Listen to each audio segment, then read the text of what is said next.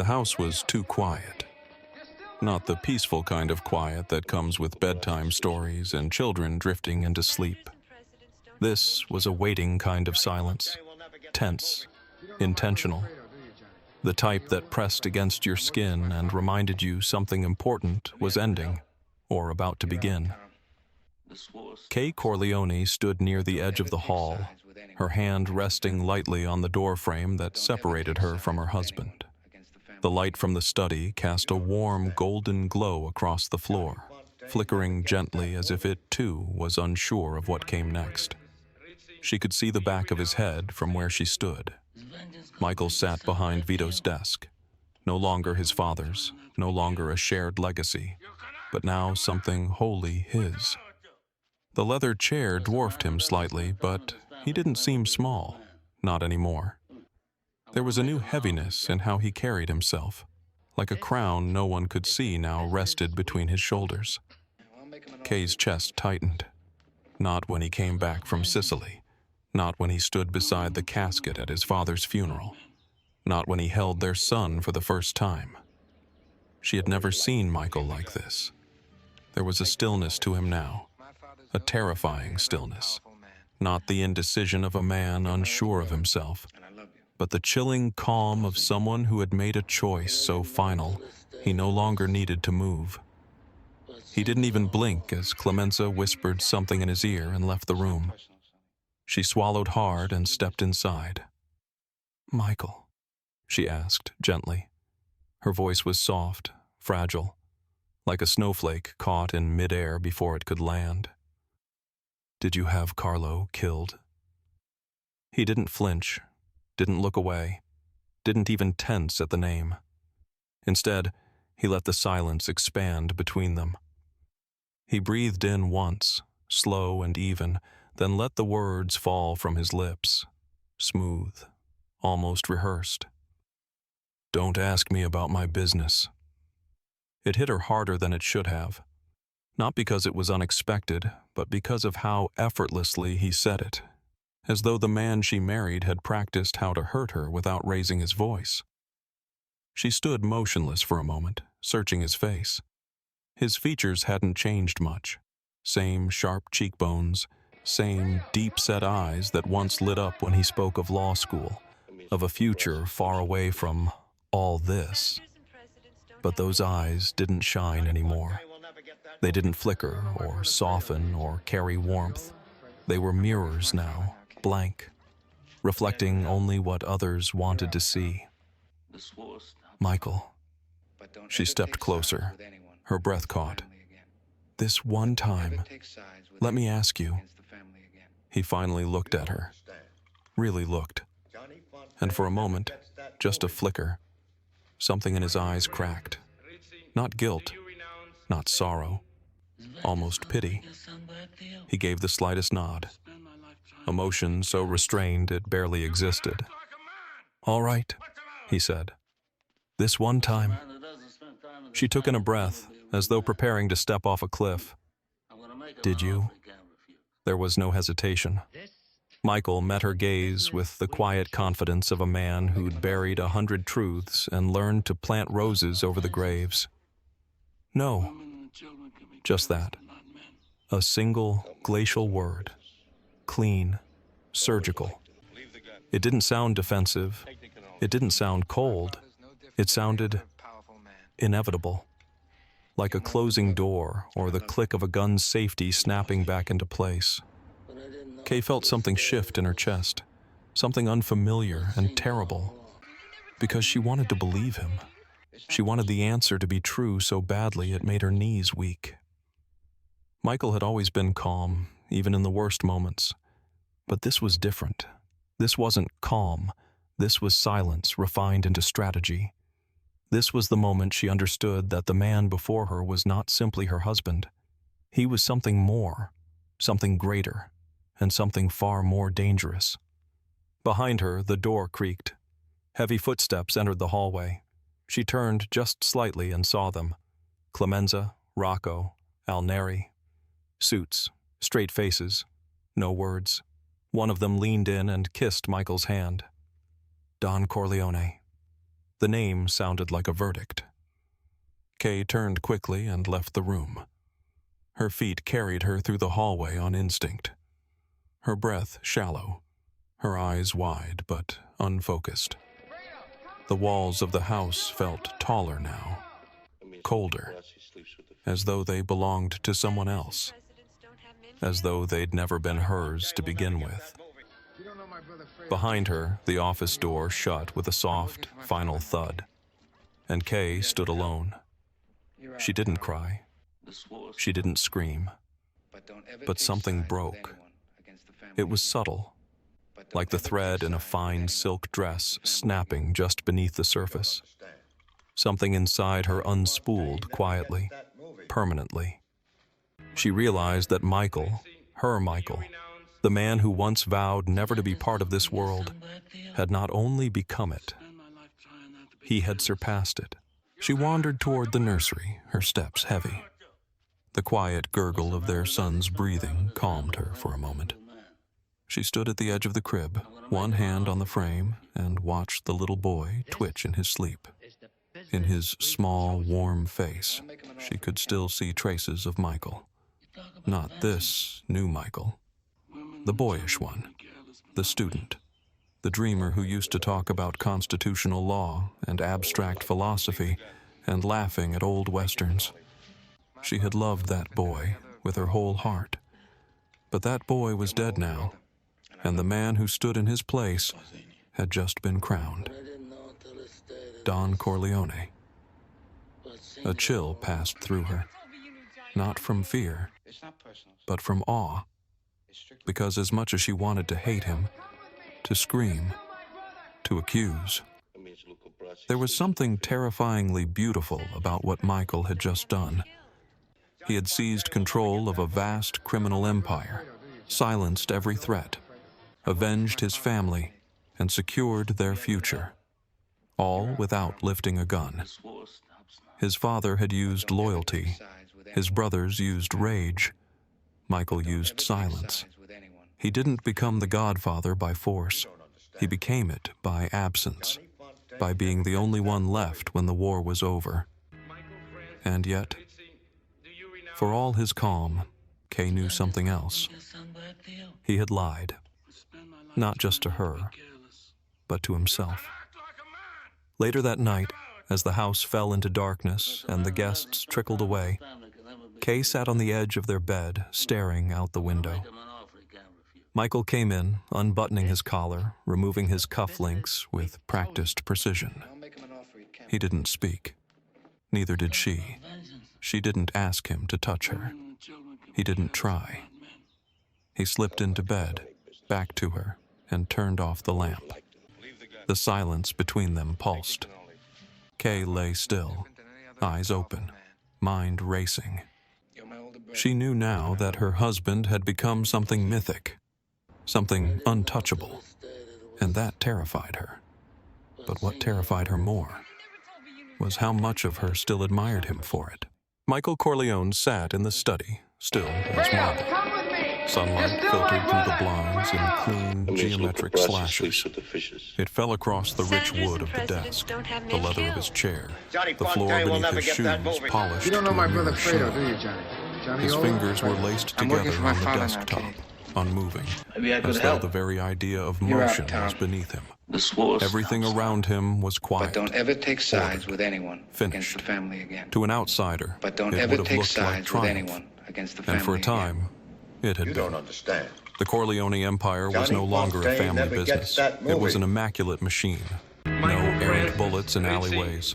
No rogue soldiers looking to make names for themselves. The chaos that had devoured the streets of New York was gone. Michael had done what even Vito Corleone could not.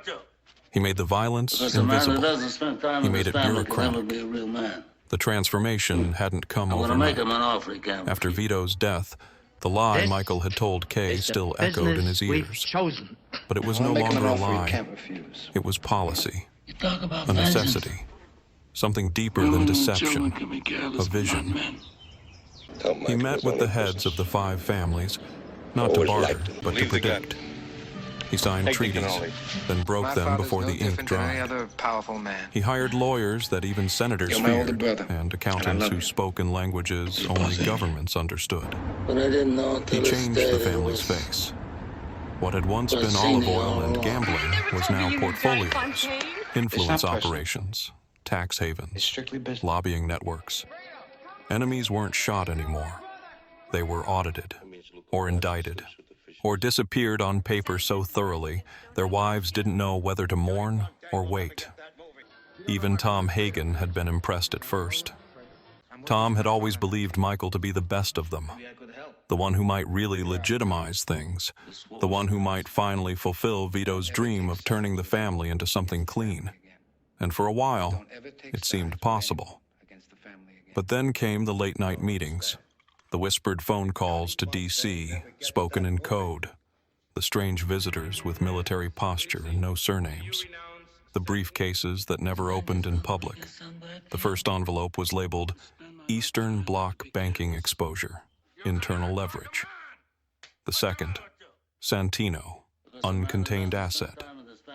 That was the one that shook Tom. He waited outside Michael's office that night for over an hour. When he finally went in, Michael was staring at the fire, not even acknowledging his presence. "I can't," Tom had said. "I can't be part of this." Michael didn't respond, didn't try to stop him. Tom left the next day for San Diego. No one heard from him again. Tattaglia fell first. Michael didn't use guns. He used ledgers. Showed the feds how the heroin routes were hidden through diplomatic pouches, used a forged accounting trail to collapse their wire network. He handed them everything, except anything that could be traced back to the Corleones.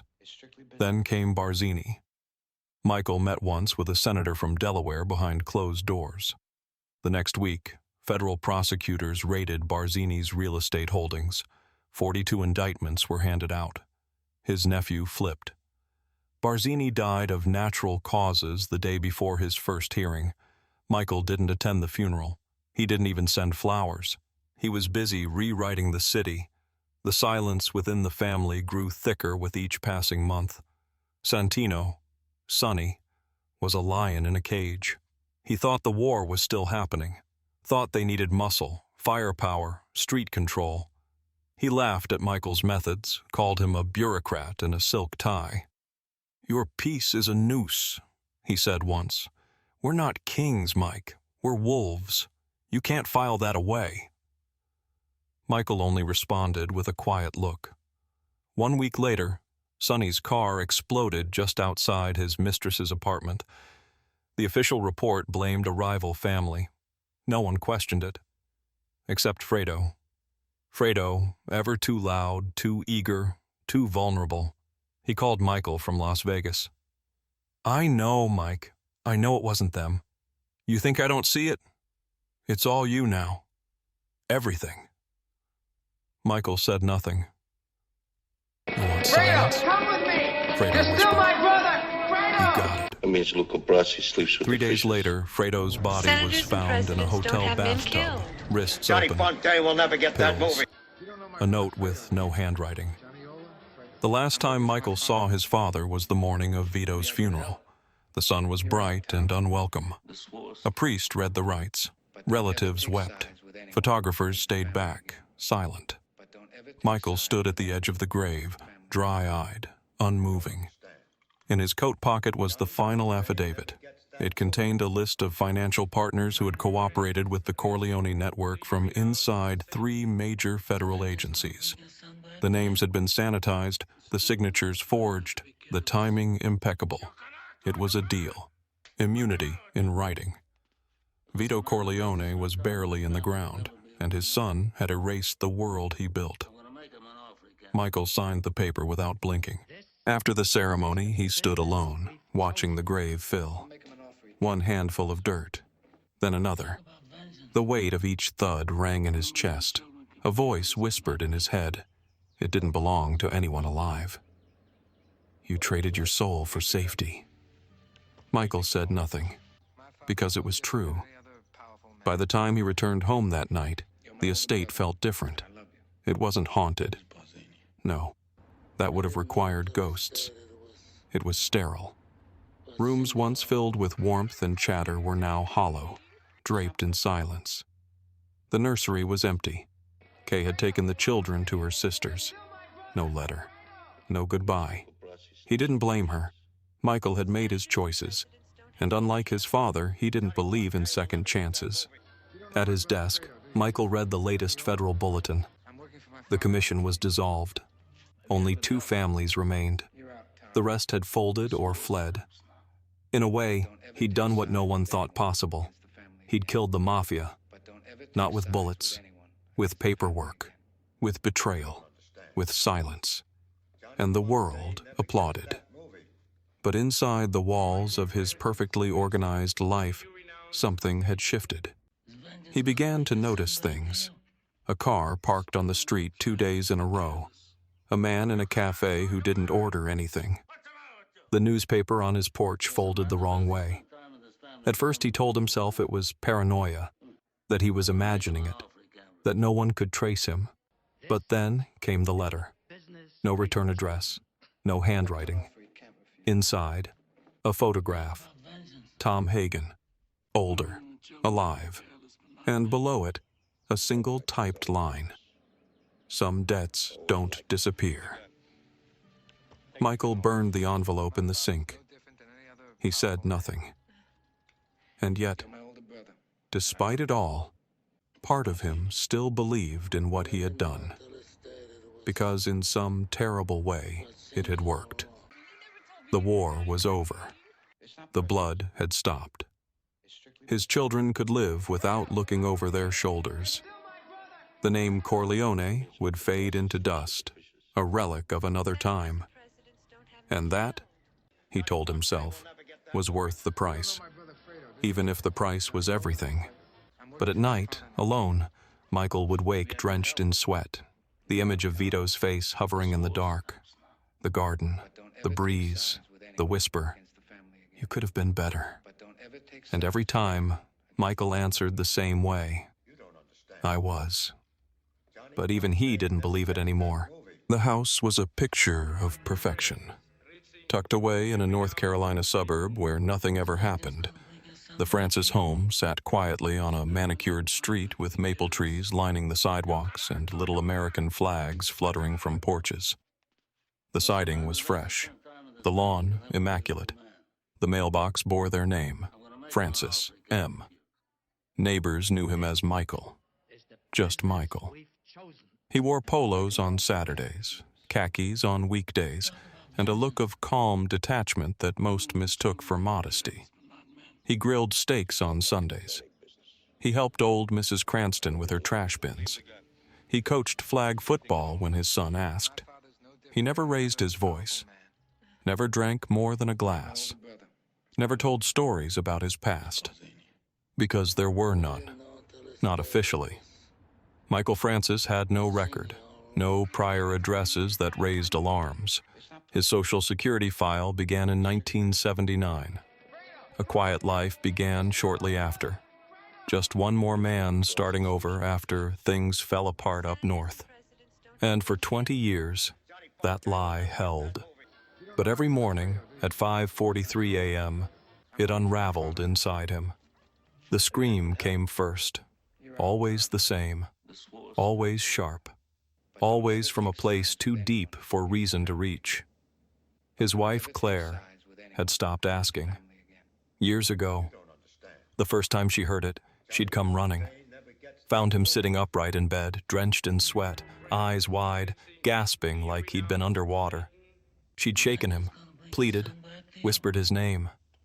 He hadn't responded, just stared straight ahead until his breathing slowed and his muscles unlocked. The second time, he whispered, "Bad dream." By the 5th, she stopped going to him. By the 10th, she slept in the guest room. Michael would wake in total silence, still trembling from the echoes of it. The dream was never exactly the same, but the sequence was. He was at the toll booth, not in a car, just there. standing in the middle of the road while bullets ripped through Sonny's chest like wet paper. The twitching, the gurgling, the final slump against the steering wheel. The horn never stopped.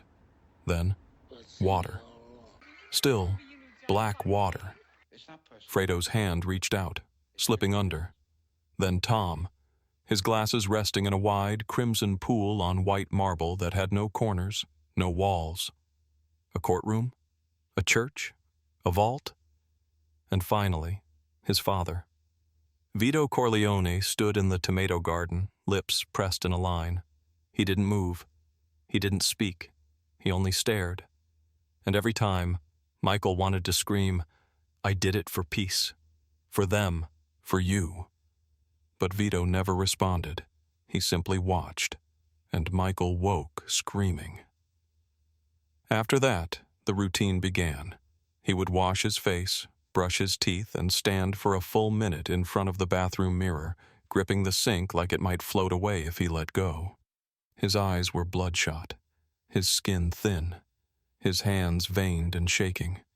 He prepared breakfast, oatmeal, coffee, toast, 1 slice for him, 2 for his son. His wife rarely ate with them anymore. Sometimes he sat at the table for hours after they left, staring at nothing, holding a fork like a man afraid to eat. Other days he went for walks, down the street, around the block, through the empty schoolyard. There were days he called in sick, not because he was ill, but because it felt impossible to be around people, to pretend he belonged, to pretend he existed like everyone else. No one knew, not the teachers, not the cashier at the corner store, not even Claire, not really, until someone did. It started as a whisper in the background of the nightly news. A 3-part documentary, independent, publicly funded.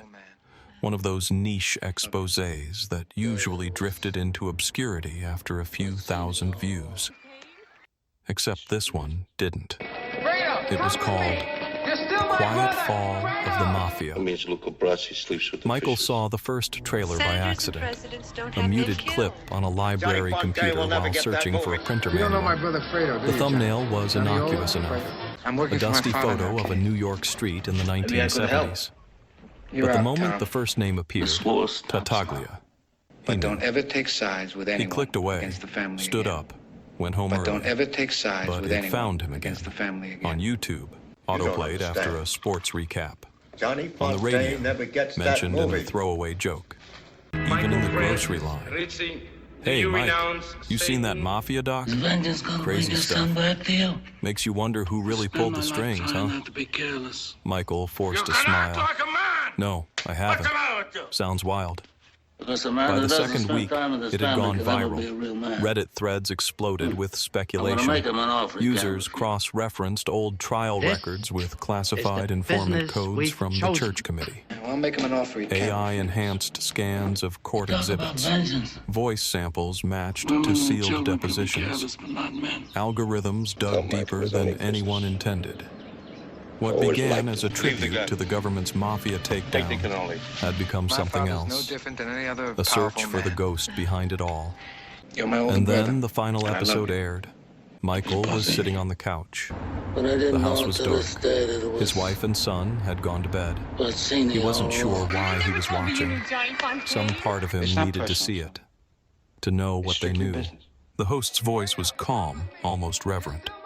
And in the final weeks of the commission's collapse, one figure appears repeatedly in sealed memos, known only as Witness Sigma. Images flashed across the screen, maps of safe houses, diagrams of laundering networks, blurred testimony transcripts. Then, we now believe Witness Sigma wasn't a code name for a group, but for a single man. But don't ever The take camera sides cut with to anyone grainy against the footage, family again. a face half turned from the lens, a side profile, 30 years younger, a voice. I have names. That's all I'm saying. You want peace or not? Michael froze. The voice was his. He hadn't heard it in that register for decades, before the rasp, before the gravel. But it was him. Then came the frame, a photo, unblurred. Him in a courtroom corridor, mid-stride, clean-shaven, pale, eyes cold and focused. Michael Corleone. The screen held on the image for 3 seconds. 1, 2, 3. Then, black. Silence. Michael didn't move. He didn't breathe. For a full minute, the world around him disappeared. His heart pounded like footsteps in a stairwell. He stood up, walked to the kitchen, opened the faucet and let cold water run over his hands. He stared at the stream. Clear. Clean. In another life, this water might have meant absolution. But tonight, it meant exposure. He turned off the tap and pressed his palms to the counter. Outside the window, the street was quiet. A car passed, headlights low. A dog barked in the distance. The normalcy was obscene, because something had just shifted. Not inside him, but outside. The walls were beginning to speak, and for the first time in 20 years, Michael didn't know who was listening. The next morning, the neighbors looked at him differently. Nothing obvious, but he felt it. The pause in conversation, the hesitation before a handshake, the forced tone in, "Hey, Mike," that didn't quite reach the eyes. At work, his supervisor called him into the office and asked if he was okay. Said he looked pale, tired. "You need time off. We can make that happen." Michael smiled. "No, I'm fine." But inside, his bones were trembling, because now they knew. Not just the government, not just the old families, the world. His name was out. His past was no longer behind him. And someone, somewhere, was already in motion. They park across the street. A black sedan. No plates. 2 men in dark suits. One of them carries something under his jacket. Long, heavy, familiar. Michael doesn't run. He doesn't reach for a weapon. He steps onto the porch.